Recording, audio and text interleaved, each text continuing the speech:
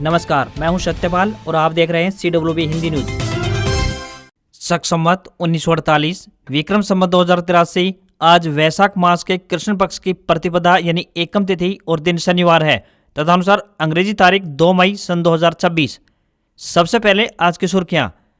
जमीन की खरीद फरोख्त में फर्जीवाड़े पर लगेगी रोक। हरियाणा में शुरू होगी पेपरलेस 2.0 रजिस्ट्री व्यवस्था। हरियाणा के 69 शहरों में विकसित होंगे नए सेक्टर। जमीन के लिए सरकार ने खोला पोर्टल। हरियाणा में 5500 पुलिस कांस्टेबल भर्ती अपडेट। 10 दिनों में 20,000 अभ्यर्थियों का PMT हुआ। हरियाणा SSC ने दी थंब इंप्रेशन अपडेट की सलाह। क्रेडिट कार्ड से लेकर LPG सिलेंडर तक इस महीने दिखेंगे कई बड़े बदलाव, बताएंगे पूरी अपडेट। दक्षिण हरियाणा के महेंद्रगढ़ जिले के नारनौल वासियों के लिए आई बड़ी खुशखबरी। जल संकट से छुटकारा दिलाएगी 3 करोड़ की ये योजना। औद्योगिक प्लाट आवंटन मामला। पूर्व CM भूपेंद्र सिंह हुड्डा के खिलाफ चार्जशीट दायर। 14 चहेतों को प्लाट देने का लगा आरोप। HBSC update. 10वीं कक्षा के विज्ञान विषय के अंक वितरण प्रणाली में बोर्ड ने किया बदलाव। अब इतने अंकों की होगी परीक्षा। ADA भर्ती पर हाईकोर्ट का बड़ा फैसला। SPSC को राहत, परीक्षा पैटर्न में बदलाव। हरियाणा नगर निकाय चुनाव। कांग्रेस ने उतारे प्रभारी। बेबी बत्रा और अशोक अरोड़ा को मिली जिम्मेदारी। चुनावी गतिविधियों पर रखेंगे नजर। फरीदाबाद में शुरू होगा 24/7 डिजिटल शिकायत सिस्टम। पानी व सीवर समस्या से मिलेगी राहत। व्हाट्सएप व ईमेल से कर सकेंगे शिकायत। ट्रैकिंग लिंक से मिलेगा अपडेट। रेवाड़ी में निकाय चुनाव के लिए आज आएंगे CM सैनी। दोपहर 2 बजे से शाम 6 बजे तक मुख्यमंत्री 4 अलग अलग कार्यक्रमों में होंगे शामिल। हरियाणा विद्यालय शिक्षा बोर्ड में मचा बवाल। स्पेशल एग्जाम ब्रांच को लगाया ताला। धरने पर बैठे कर्मचारी।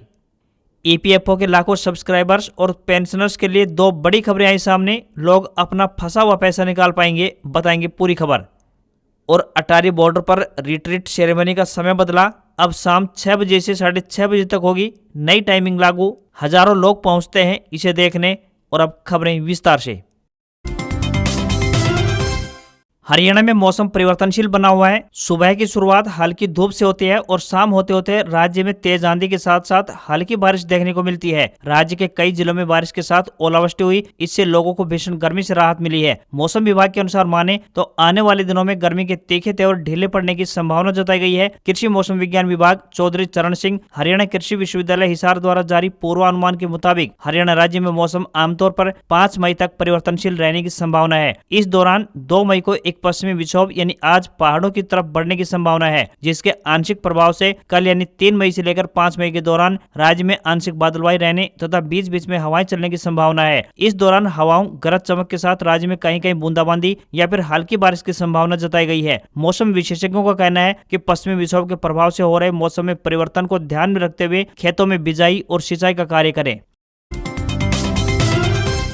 हरियाणा में रजिस्ट्री व्यवस्था से जुड़ी एक और नई अपडेट सामने आई है। यहां फेसलेस रजिस्ट्री के पायलट प्रोजेक्ट की शुरुआत से पहले मई के अंत में पेपरलेस 2.0 की शुरुआत होगी। इसमें पेपरलेस रजिस्ट्री 1 की प्रक्रिया को और सरल बनाया जाएगा। जून या जुलाई माह में फेसलेस रजिस्ट्री का पायलट प्रोजेक्ट शुरू होगा। गुरुग्राम और फरीदाबाद में सबसे अधिक रजिस्ट्रियां होती है, इसलिए फेसलेस रजिस्ट्री का पायलट प्रोजेक्ट भी इन्हीं जिलों की किसी एक तहसील में शुरू करने की योजना बनाई गई है। बता दें कि पिछले साल सरकार ने पेपरलेस रजिस्ट्री की शुरुआत की थी। इस प्रक्रिया से रजिस्ट्री कराने का कार्य आसान हुआ है, लेकिन अभी आवेदन के दौरान अधिक जानकारियां मांगी जा रही हैं, जो कि मई के आखिर तक पेपरलेस रजिस्ट्री 2.0 में आवेदन के दौरान मांगी जाने वाली इन सूचनाओं का ब्यौरा कम होगा। जो भी तकनीकी अड़चने हैं वो भी दूर की जाएंगी। पायलट प्रोजेक्ट के परिणामों का लगभग 2 महीने अवलोकन करने के बाद इसे इस साल के आखिर तक पूरी तरह से लागू करने की योजना है। फेसलेस रजिस्ट्री की प्रक्रिया को लागू करने के लिए एक तकनीकी सिस्टम तैयार करने के लिए काम जारी है। इसका लाभ ये होगा कि कोई भी व्यक्ति कहीं से भी आवेदन करके संपत्तियों की खरीद व बिक्री कर सकेगा। ऑनलाइन आवेदन से लेकर आधार प्रमाणीकरण व फोटोग्राफी आदि में तकनीक से फर्जीवाड़े पर रोक लगाने में मदद मिल पाएगी। पंजाब एवं हरियाणा हाईकोर्ट की तरफ से हरियाणा लोक सेवा आयोग यानी HPSC द्वारा असिस्टेंट डिस्ट्रिक्ट अटॉर्नी यानी ADA भर्ती प्रक्रिया को बड़ी राहत प्रदान की गई है। कोर्ट ने आयोग को ADA भर्ती जारी रखने की आज्ञा दे दी है। अदालत की तरफ से साफ किया गया है कि अब प्रारंभिक स्क्रीनिंग परीक्षा में न्यूनतम 50% प्रश्न विधि यानी लॉ विषय से होंगे, जबकि बाकी के सवाल विज्ञापन में निर्धारित अन्य विषयों से पूछे जा सकेंगे। इस संशोधन के साथ कोर्ट ने पहले भर्ती प्रक्रिया को रद्द करने वाले सिंगल बेंच के ऑर्डर को बदल दिया है। कोर्ट ने यह भी स्पष्ट कर दिया है कि यह व्यवस्था सिर्फ एडीए भर्ती तक सीमित रहेगी और इसे अन्य भर्तियों के लिए समान नहीं माना जाएगा। बता दें कि याचिकाकर्ताओं की तरफ से तर्क दिया गया था कि एडीए जैसे विधिक पद के लिए प्रारंभिक स्तर पर ही कानून की समझ को परखे बिना सामान्य परीक्षा लेना योग्य उम्मीदवारों को बाहर कर सकता है। खंडपीठ ने माना कि एडीए पद के लिए विधिक दक्षता सबसे ऊपर है और स्क्रीनिंग टेस्ट में कानून की पर्याप्त हिस्सेदारी जरूरी है। राज्य सरकार ने स्क्रीनिंग टेस्ट में 50% कानून आधारित प्रश्न शामिल करने और ज्यादा अभ्यर्थियों को अगले चरण में मौके देने का प्रस्ताव रखा गया, जिसे सभी पक्षों की सहमति के बाद अदालत ने मान लिया है।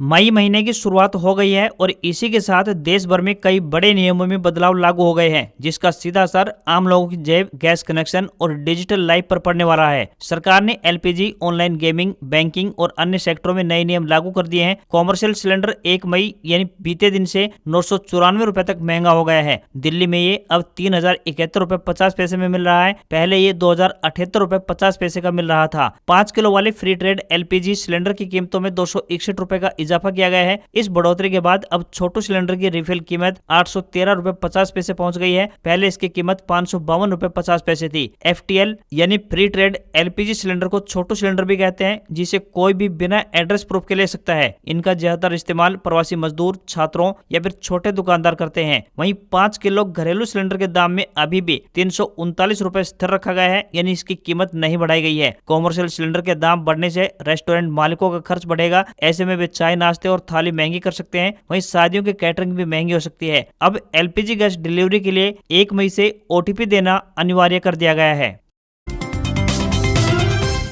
1 मई यानी बीते दिन से ऑनलाइन गेमिंग रूल्स 2026 भी प्रभावी हो गए हैं। इसके तहत online gaming authority of India यानी OGAI बनेगी। यह संस्था ऑनलाइन गेम्स को रेगुलेट करने, उन्हें अलग अलग कैटेगरी में बांटने और उनकी मॉनिटरिंग करने का काम करेगी। मनी गेम्स बैन है, जबकि अन्य गेमिंग प्लेटफॉर्म्स के लिए रजिस्ट्रेशन जरूरी होगा। यूजर्स की सुरक्षा के लिए ऑनलाइन गेम्स में उम्र की सीमा, पेरेंटल कंट्रोल और टाइम लिमिट जैसे फीचर्स भी शामिल होंगे। सख्त नियमों और उम्र सीमा यानी पेरेंटल कंट्रोल जैसे फीचर से गेमिंग की लत और धोखाधड़ी के मामलों में कमी आने की उम्मीद है, जिससे यूजर्स के लिए सुरक्षित माहौल बनेगा। 1 मई 2026 से क्रेडिट कार्ड नियमों में भी कुछ बदलाव किए गए हैं। एसबीआई बैंक ने लेट फीस और चार्जेज में बदलाव कर दिया है। नए नियम के अनुसार बात करें तो अगर आपका बकाया राशि 100 रुपए से लेकर 500 रुपए तक है तो लेट फीस पेमेंट चार्ज अब 100 रुपए लगेगा। वहीं 500 रुपए से लेकर 1000 रुपए तक की बकाया राशि पर 500 रुपए कर दी गई है। वहीं 1 मई 2026 से सीएनजी और पीएनजी से जुड़े नियमों में भी कुछ अहम बदलाव किए गए हैं। नए नियम के अनुसार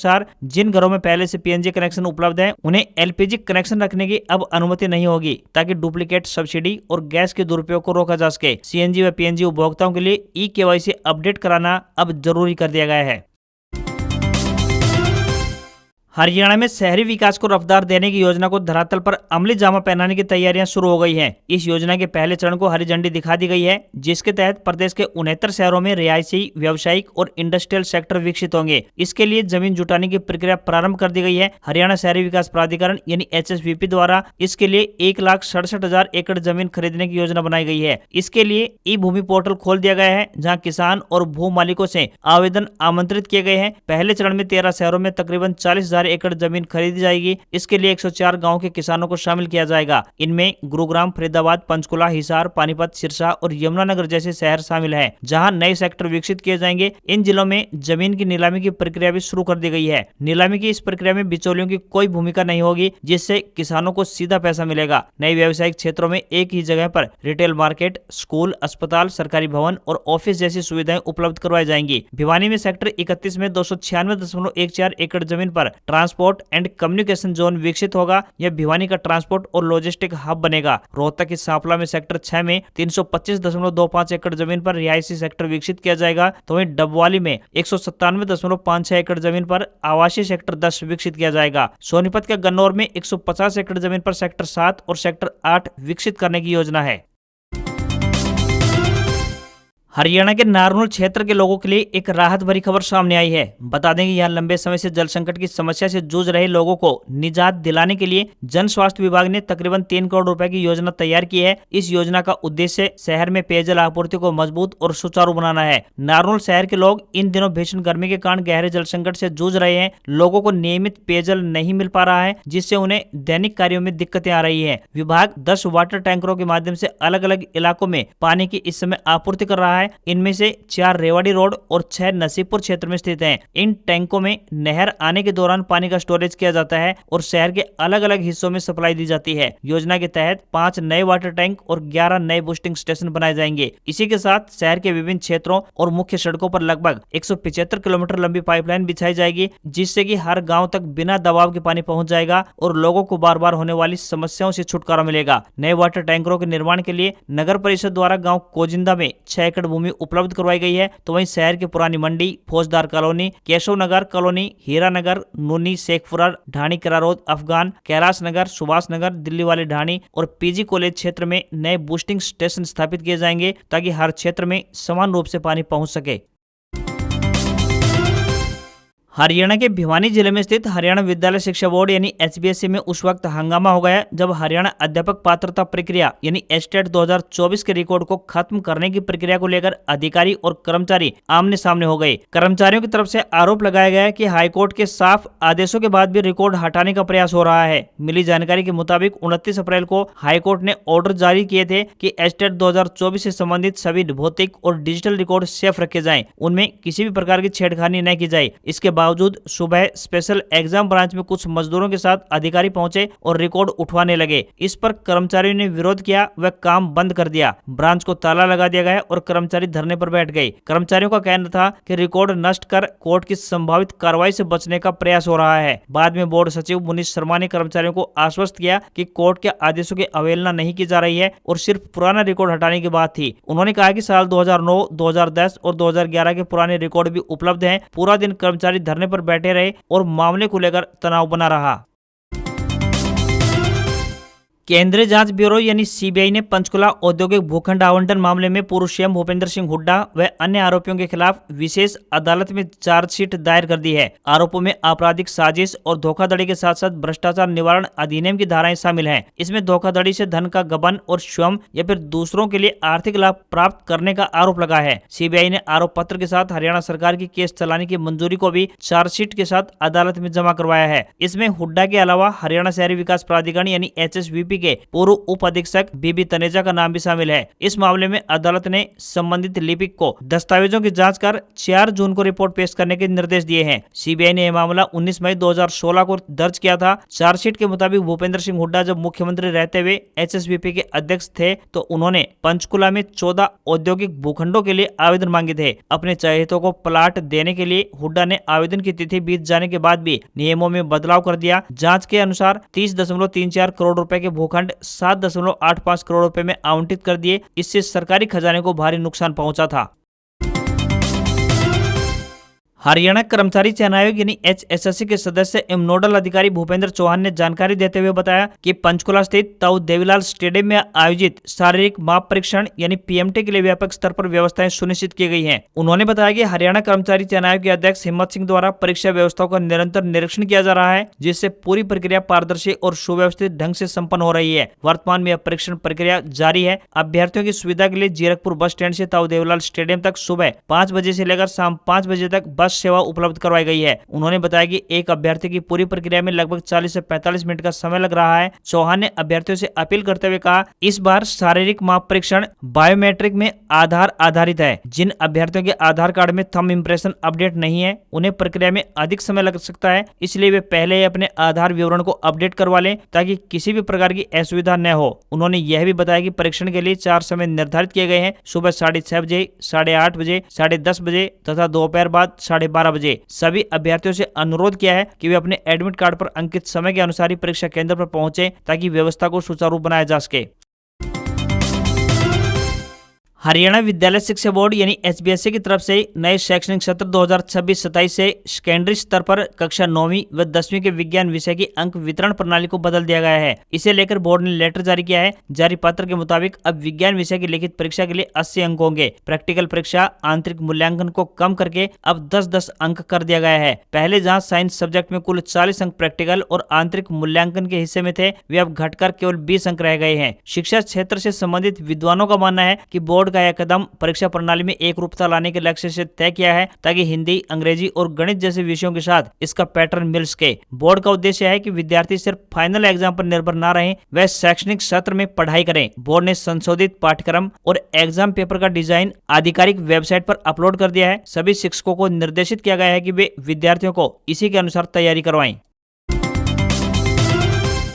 खंड विकास एवं पंचायत विभाग असंध जिला करनाल की तरफ से हरियाणा ट्यूबवेल ऑपरेटर के पदों पर आवेदन मांगे गए हैं। इन पदों के लिए ऑफलाइन माध्यम से आवेदन भेज सकते हैं। जो भी उम्मीदवार इन पदों के लिए इच्छुक हैं, वह स्वयं जाकर भी अपने आवेदन जमा करवा सकते हैं। आवेदन करने की अंतिम तिथि 7 मई है। इन पदों के लिए उम्मीदवार 10वीं पास होने चाहिए। इन पदों के लिए कोई भी आवेदन शुल्क नहीं देना है। न्यूनतम आयु 18 वर्ष और अधिकतम आयु 55 वर्ष तय की गई है। उम्मीदवारों से विनम्र निवेदन है कि भर्ती के लिए आवेदन करने से पहले आधिकारिक विज्ञापन जरूर चेक कर लें। कर्मचारी भविष्य निधि संगठन यानी ईपीएफओ के लाखों सब्सक्राइबर्स और पेंशनर्स के लिए 2 बड़ी खबरें सामने आ रही हैं। लंबे समय से कम पेंशन की शिकायत कर रहे लोगों की मांग पर सरकार अब एम्प्लॉय पेंशन स्कीम यानी ईपीएस 95 के तहत मिनिमम पेंशन बढ़ाने पर विचार कर रही है। इसके साथ ही ईपीएफओ ने उन लोगों के लिए ई प्राप्ति नाम का एक नया पोर्टल लाने की घोषणा की है, जिनके पुराने पीएफ अकाउंट्स बंद हैं या फिर इनएक्टिव पड़े हैं। इस पोर्टल की मदद से बिना यूएएन नंबर वाले लोग भी अपना फंसा हुआ पैसा निकाल सकेंगे। वर्तमान में ईपीएस 95 स्कीम के तहत रिटायरमेंट के बाद मेंबर्स को मिनिमम 1000 रुपए प्रति महीना पेंशन मिलती है। पेंशनर्स एसोसिएशन और लेबर यूनियंस का कहना है कि आज की महंगाई के दौर में यह रकम बेहद कम है। इनकी मांग है कि इसे बढ़ाकर कम से कम 7500 रुपए किया जाए। ईपीएफओ सूत्रों के मुताबिक एक पार्लियामेंट्री कमेटी ने भी पेंशन बढ़ाने की सिफारिश कर दी है। सरकार इस पर जल्द ही कोई बड़ा फैसला ले सकती है, जिससे लाखों बुजुर्गों को आर्थिक सहारा मिलेगा। वहीं प्रोविडेंट फंड से जुड़ी दूसरी बड़ी अपडेट राहत उन लोगों के लिए है जिनके पास पुराने पीएफ अकाउंट तो हैं, लेकिन उनका रिकॉर्ड नहीं है। नया पोर्टल ई प्राप्ति पेश किया जाएगा। यह पोर्टल उन लोगों की मदद करेगा जिनके पास यूएएन नंबर नहीं है या फिर जिनके अकाउंट पुराने समय के फिजिकल मोड में थे, जिसमें आधार कार्ड के जरिए पहचान सुरक्षित तरीके से वेरीफाई की जाएगी। इससे अब घर का कोई भी सदस्य अपना पुराना पैसा आसानी से निकाल पाएगा। रेडमी ने अपना नया tab Redmi pad 2 pro Bharat में उतार दिया है। मिड रेंज सेगमेंट का यह टैब 12000 mAh की बड़ी बैटरी के साथ आया है। इसकी शुरुआती कीमत 24,999 रुपए है। बॉक्स में टैबलेट के साथ कुछ डॉक्यूमेंट्स, 33 वाट का फास्ट चार्जिंग अडेप्टर और type A to type C cable मिलती है। Redmi pad 2 pro full metal body design के साथ आता है, जो इसे प्रीमियम और मजबूत लुक देता है। Redmi pad 2 pro full metal body design के साथ आता है, जो इसे प्रीमियम और मजबूत लुक देता है। इसमें ड्यूअल 5G सिम का सपोर्ट भी है, यानी आप टैबलेट में सिम कार्ड डालकर सीधे इंटरनेट चला सकते हैं। Redmi Pad 2 Pro का सबसे खास फीचर इसकी 12.1 इंच की बड़ी 2.5K स्क्रीन है। इसमें 120 हर्ट्ज का रिफ्रेश रेट दिया गया है, जिससे स्क्रॉलिंग और नेविगेशन बेहद स्मूथ रहता है। डोल्बी विजन सपोर्ट होने की वजह से इस पर वीडियो देखने और गेम खेलने का अनुभव भी शानदार मिलता है। इसमें वेट टच फीचर दिया गया है, जिससे अगर स्क्रीन पर पानी गिर जाए या आपके हाथ पसीने से गीले हों, तब भी टच रिस्पॉन्स एकदम से परफेक्ट काम करता है। बैटरी चार्ज करने के लिए बॉक्स में 33 वाट का फास्ट चार्जर मिलता है। टैबलेट की एक बड़ी खूबी इसको 27 वाट रिवर्स चार्जिंग तकनीक भी है, यानी आप इसे पावर बैंक के रूप में भी इस्तेमाल कर पाएंगे और अपने फोन, ईयरबड्स या फिर स्मार्ट वॉच को इस टैबलेट के जरिए चार्ज कर पाएंगे। इसका वाईफाई वेरिएंट आपको 24,999 रुपए में मिलेगा। वहीं 5G मॉडल की बात करें तो 128 GB स्टोरेज वाले वेरिएंट की कीमत 27,999 रुपए और 256 GB वाले टॉप मॉडल की कीमत 29,999 रुपए तय की गई है। रेवाड़ी और धारूहेड़ा में 10 मई को होने वाले चुनाव में अब केवल 1 सप्ताह का समय बचा है। मुख्यमंत्री नायब सिंह सैनी आज यानी शनिवार को सैनी स्कूल से चुनाव का बिगुल फूकेंगे। रामपुरा हाउस में केंद्रीय राज्य मंत्री राव इंद्रजीत सिंह मुख्यमंत्री नायब सिंह सैनी की अगुवाई करेंगे। दोपहर 2 बजे से लेकर शाम 6 बजे तक मुख्यमंत्री 4 अलग अलग कार्यक्रमों में शामिल होंगे। मुख्यमंत्री के रेवाड़ी दौरे से पहले भाजपा ने रेवाड़ी नगर परिषद की निवर्तमान चेयरपर्सन पूनम यादव और उनके पति बलजीत यादव और धारूहेड़ा नगर पालिका के निवर्तमान चेयरपर्सन कंवर सिंह समेत बागी हुए 15 नेताओं को अनुशासनहीनता के मामले में कार्रवाई करते हुए 6 साल के लिए पार्टी से निष्कासित कर दिया है। मुख्यमंत्री के साथ खेल मंत्री गौरव गौतम, प्रदेश महामंत्री सुरेंद्र पूनिया, प्रभारी नसीम अहमद, विधायक लक्ष्मण सिंह यादव, डॉक्टर कृष्ण कुमार, अनिल यादव, जिला प्रधान वंदना पोपली सहित चेयरमैन और पार्षद उम्मीदवार भी मौजूद रहेंगे। रेवाड़ी में चुनावी सभा को संबोधित करने के बाद मुख्यमंत्री धारूहेड़ा में रोड शो कर भाजपा उम्मीदवार के लिए वोट मांगेंगे। बता दें कि रेवाड़ी और धारूहेड़ा में कांग्रेस सहित 6 उम्मीदवार मैदान में है। रेवाड़ी में 2 मई का मुख्यमंत्री मुख्यमंत्री का कार्यक्रम पहले से तय था। चुनाव की घोषणा से पहले मुख्यमंत्री को 300 बेड के अस्पताल का शिलान्यास करना था। निकाय चुनाव की घोषणा के बाद लगी आचार संहिता की वजह से अब शिलान्यास का कार्यक्रम टालकर चुनावी सभा में तब्दील कर दिया है। आज खबरों बस इतना ही। देखते रहिए आपका अपना हरियाणा का सबसे बेहतरीन news channel CWB Hindi news. नमस्कार। इसी आशा के साथ आपका दिन शुभ रहे।